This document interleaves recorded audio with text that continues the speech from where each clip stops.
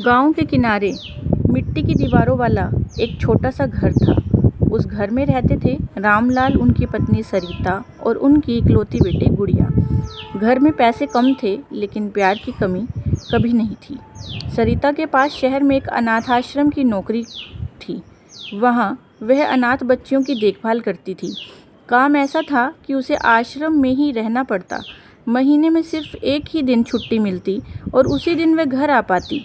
बाकी पूरा महीना घर की जिम्मेदारी रामलाल और गुड़िया पर होती। रामलाल सुबह अंधेरे रहते ही अपना टेम्पो लेकर निकल जाते। दिन भर मेहनत करके जो कुछ कमाते उसी से घर चलता। इधर गुड़िया सुबह उठकर झाड़ू पोछा करती, चूल्हे पर खाना बनाती, पानी भरती, कपड़े धोती और फिर पढ़ाई के लिए स्कूल चली जाती। शाम को जब रामलाल थके हुए घर लौटते तो गुड़िया दरवाजे पर पानी का गिलास लेकर खड़ी मिलती। आ गए बाबा, आज बहुत थक गए होंगे। रामलाल मुस्कुरा देते।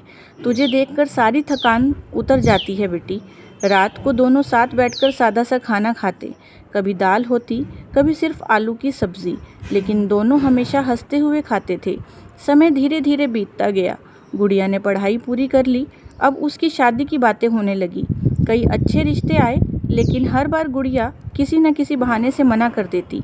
एक दिन पड़ोस की चाची ने पूछा, बेटी कब तक मना करती रहेगी? तेरी उम्र भी तो निकल रही है। गुड़िया मुस्कुराई लेकिन उसकी आंखें भर आई। चाची, मैं चली गई तो मेरे बाबा अकेले कैसे रहेंगे? माँ तो महीने में एक ही दिन आ पाती है। बाबा अपना ध्यान भी ठीक से नहीं रख पाते। यह बात सुनकर चाची भी चुप हो गई। उधर उम्र के साथ रामलाल की ताकत कम होने लगी। अब पहले जितनी देर टेम्पो नहीं चला पाते थे। कई बार घर लौटते समय उनके घुटनों में दर्द होता, लेकिन घर आकर बेटी के सामने कभी शिकायत नहीं करते। एक रात गुड़िया ने देखा कि बाबा दर्द से पैर दबा रहे हैं। वह चुपचाप उनके पास बैठ गई और उनके पैरों की तेल से मालिश करने लगी। रामलाल बोले, बेटे तेरी शादी की चिंता मुझे हर दिन सताती है। गुड़िया ने मुस्कुराकर कहा, मेरी चिंता मत कीजिए बाबा। जिस दिन माँ हमेशा के लिए घर आ जाएगी उसी दिन आपकी गुड़िया भी विदा हो जाएगी, उससे पहले नहीं। यह सुनकर रामलाल की आंखें भर आई। उन्हें समझ आ गया कि उनकी बेटी ने अपने सारे सपनों को सिर्फ उनके लिए रोक रखा है। कुछ साल बीत गए। आखिर वह दिन भी आया जब सरिता अनाथ आश्रम से रिटायर होकर हमेशा के लिए घर लौट आई। इतने वर्षों बाद परिवार से एक साथ रहने लगा। फिर से एक साथ रहने लगा। घर में जैसे खुशियाँ लौट आई। एक शाम गुड़िया की माँ ने कहा, अब मुझे किसी बात की चिंता नहीं। अब बाबा अकेले नहीं रहेंगे। सरिता सब समझ गई।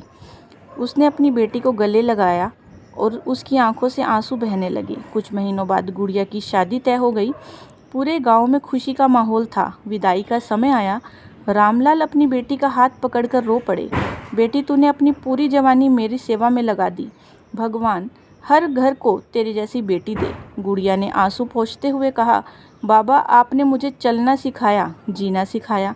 अगर मैं कुछ साल आपके साथ खड़ी रही तो यह मेरा फ़र्ज़ था, कोई एहसान नहीं। गाड़ी धीरे धीरे आगे बढ़ी। रामलाल हाथ हिलाते रहे लेकिन इस बार उनके चेहरे पर दुख से ज़्यादा संतोष था। उन्हें पता था कि उनकी बेटी ने अपना कर्तव्य निभाया और अब वह अपनी नई ज़िंदगी की शुरुआत करने जा रही है। तो दोस्तों, इस कहानी से हमें यह शिक्षा मिलती है कि सच्चा प्यार हमेशा त्याग करना नहीं सिखाता। माता पिता के लिए किया गया त्याग कभी व्यर्थ नहीं जाता, क्योंकि उनके आशीर्वाद से ही जीवन की सबसे बड़ी खुशियाँ मिलती हैं।